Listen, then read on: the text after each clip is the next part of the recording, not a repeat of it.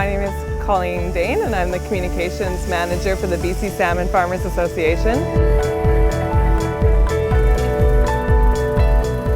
We represent the salmon farmers that are operating in British Columbia, along with the supply and service sector that provides obviously for those farmers out on the ocean each day. Salmon farming started with a few mom and pop kind of operations, operating single farms in the late 70s and early 80s. So really since then to now we've seen a huge amount of difference.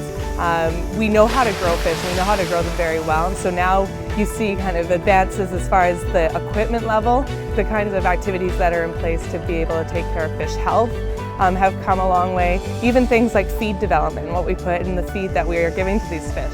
Our feed's special because we put a lot of energy into what goes into it, where our fish meal comes from, where our wheat comes from, any vitamins that go into it. We know 100% what goes into our feed at all times.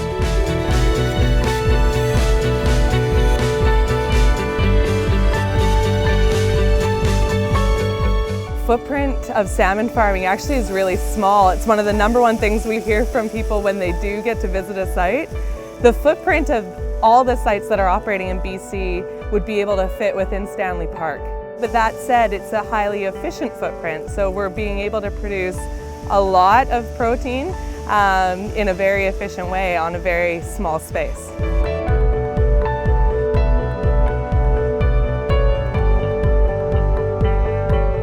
What I think is really neat about salmon farming as far as a career option is that there's really so many different pieces to it. So, you know, you're out here and we get to talk to the farm technicians and they're out here working every day, rain or shine, and fixing nets and taking care of these fish. And then you get, you know, jobs like mine working in an office in Campbell River, helping to do administration and reach out to the general public.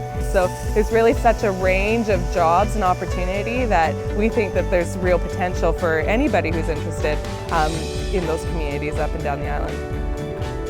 It's a booming industry. There's always room for advancement in an industry like this, so I took that into account when I chose that I wanted a career here. Yeah, if you're a young guy looking for a career and you don't mind working outside and working hard, then I suggest you take a look into aquaculture. It's good. We know that fish need a very clean environment to be able to grow and do well and succeed, and so a big part of what farmers have come a long way in doing is making sure that the steps that they take each day help to protect the environment, obviously, that we're raising the fish in.